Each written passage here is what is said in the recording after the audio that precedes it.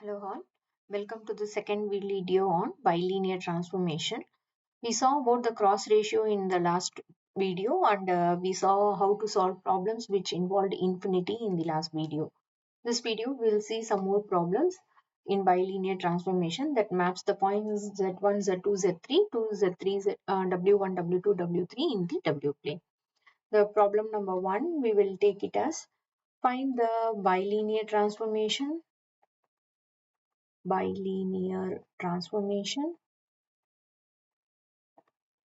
that maps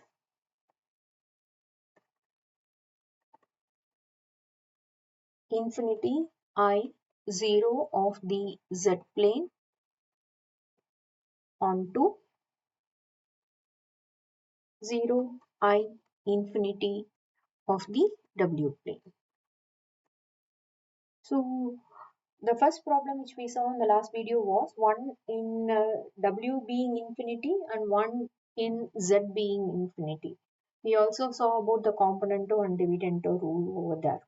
The problem of the kind available for us today is going to be where we have one of them in z plane is also infinity and one of them in the w plane is also infinity. So we will see how this is going to work or how the problem is going to turn out. First we will recollect the formula for the cross ratio. The formula is, just we will recollect it one more time, 1, 2, 3, 4, 1 minus 2, 3 minus 4, so negative sign over here, and then 1 minus 4, a bigger smile from 1 to 4 and a smaller smile, reverse back from 3 to 2. So 1, 2, 3, 4, 1, 4, 3, 2. The right hand side is the same, just replace your W with Z. And we'll have to keep in mind W1 will be replaced with W always and your Z1 will be replaced with Z always. So we have the point Z1, Z2, Z3, Z4 to be mapped to W1, W2, W3, W4. Z1 to be replaced as Z, W1 to be replaced as W. The remaining points have been given as infinity, I 0, okay, over here 0, I infinity. So we have one infinity in Z plane and one infinity in the W plane. Before substituting the point infinity, we will have to pull the term outside so that 1 by infinity will move towards 0. So when we concentrate on the W term, W4 is over here. So when I pull this W4 outside, I will have W3 by W4 minus 1, and when I have this W4 pulled out over here outside, I'll have W by W4 minus 1. Okay, so this W4 and W4 cancels off and 1 by W4 moves on to 0. 1 by W4, which is 1 by infinity, moves on to 0, and this minus 1 and minus 1 can again be cancelled off. So we will be left out with W minus, what is W2? W2 is 0 in the numerator. Denominator W3. What is W3? I minus W2. What is W2? 0 in the denominator. We'll concentrate on the right hand side now. Which has to be pulled outside before substituting infinity is Z2. Where is Z2? Here. So when Z2 is pulled outside, I will have Z by Z2 minus 1, and the remaining Z2 is present over here. So when I remove this Z2 outside from over here, Z3 by Z2 minus 1. Z2 can be cancelled off. 1 by Z2 will move towards 0 and this 1 by Z2 will move towards 0 and this minus 1 and minus 1 can be cancelled off. So we would be left out with Z3 minus Z4. Z3 is I minus, what is Z4? Z4 is 0. So this is my numerator left out. What will be the denominator left out? Z1 is replaced as Z minus Z4. What is Z4? 0 is the left out. So this problem has become very simple for us. Now what is the left out over here in the numerator? W. What is the left out in the denominator? I. What is the left out in the numerator over here? I. And what is the left out in the denominator over here? Z. How must be the required format finally? I wanted W to be equal to. So I cross multiply this I to opposite side. What is I square? I square is minus 1 divided by z. So the final transformation for this bilinear transformation is given by w equal to minus 1 divided by z. So the problem has become very easy because we had infinity in both the sides.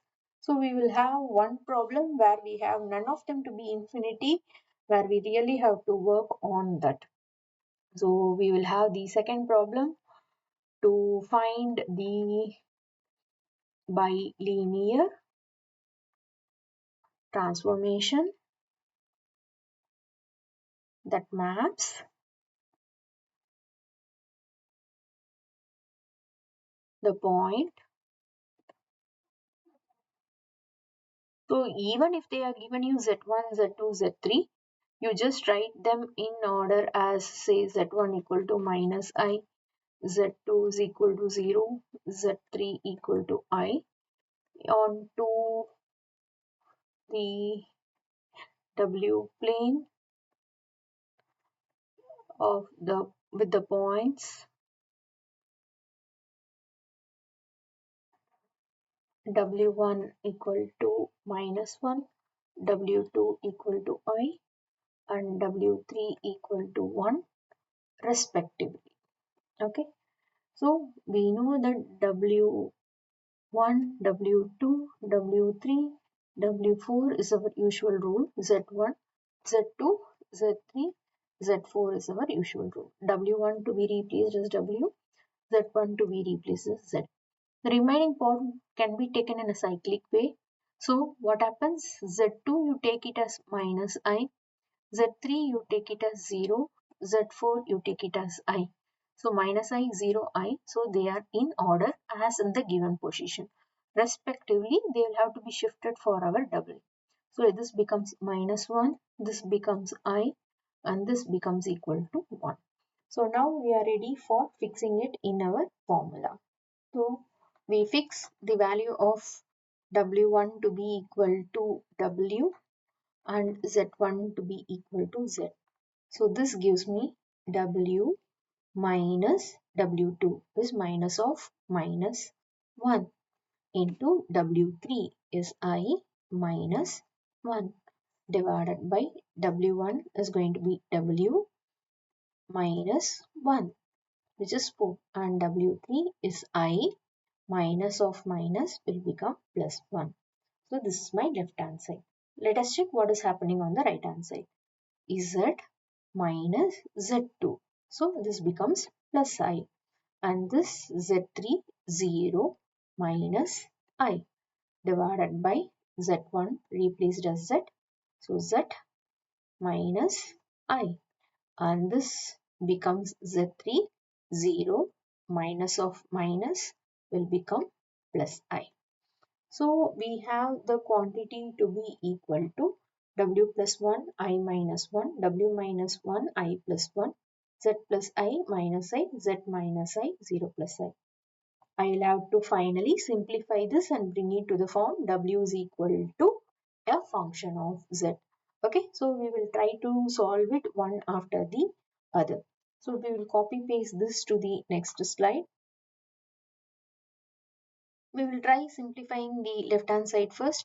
So we will try eliminating the complex number w plus 1 by w minus 1. Let us multiply and divide by the conjugate I plus 1 into I minus 1.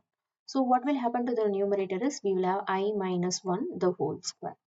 And about this I and I can be cancelled off. So you have this of minus z plus I divided by z minus I. So we will concentrate on this w plus 1. What is going to be I minus 1 the whole square? A minus b the whole square.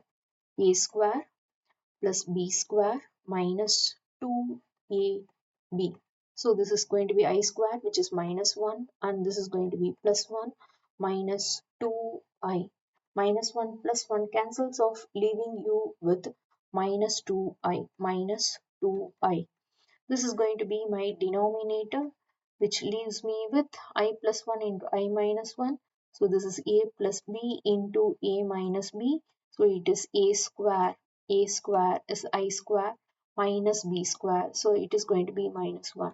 So it is minus 1 minus 1. So you have this to be equal to minus 2. To be equal to minus z plus I divided by z minus I.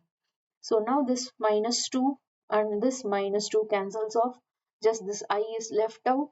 And so this I can be taken into the opposite side. So what you will be having is W plus 1 divided by W minus 1 will be equal to this I when it goes to the denominator is I with minus 1 and Z plus I by Z minus I. Let me multiply with one more I and one more I. What is going to be I square? I square is going to be minus 1. So you will have just your single I over here. So we move on to the next slide as W plus 1 by W minus 1 equal to previous slide. Only I is left out over here. I into Z plus I by Z minus I. Now we have come to a position where we have the left hand side with W plus 1 and W minus 1. The same number is present in both the numerator and the denominator. So what is going to be the best part is that we can use component to dividend to rule. Component to dividend to rule. So what is component to dividend rule? When we have A by B is equal to C divided by B. It is the same as A plus B by A minus B. So C plus D divided by C minus D. So this will work when both numerator and denominator has the same number, making it simple for us. The majority of the term gets cancelled off.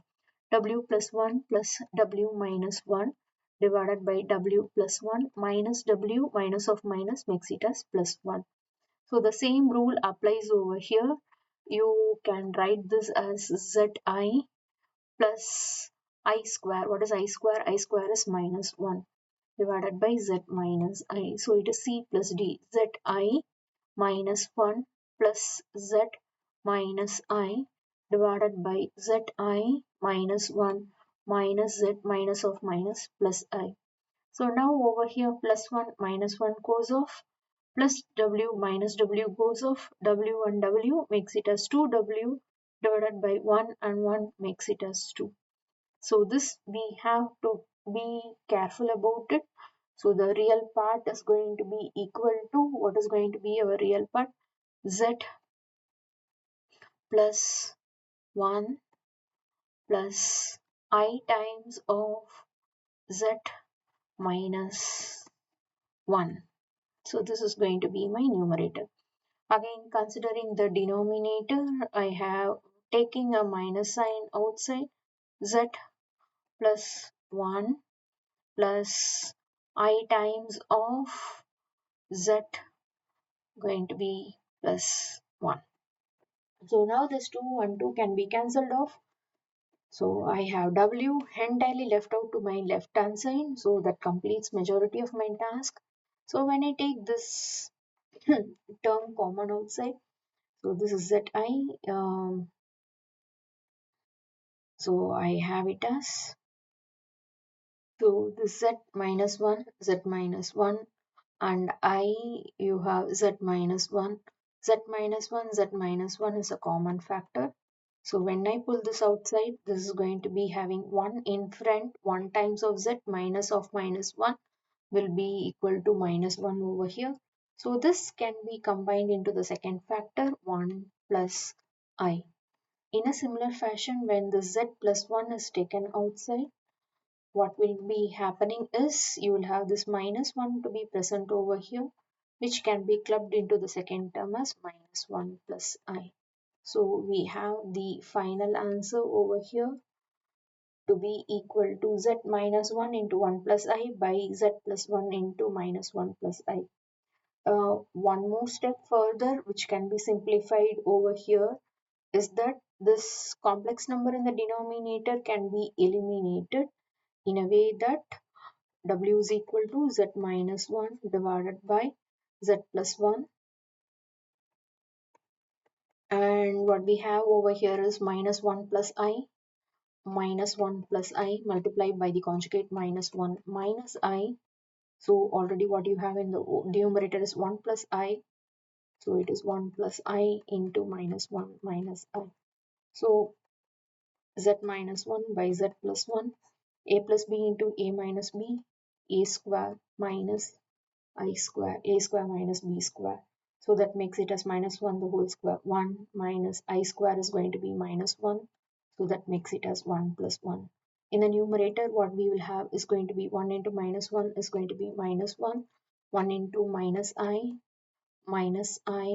and minus I square. I square is going to be minus 1.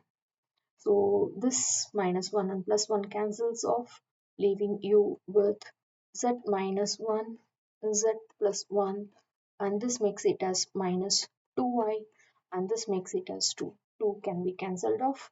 So finally, w is equal to minus I times z minus 1 by z plus 1 can be the simplified form of the same answer which we got in the last slide, with no z in complex part in the denominator.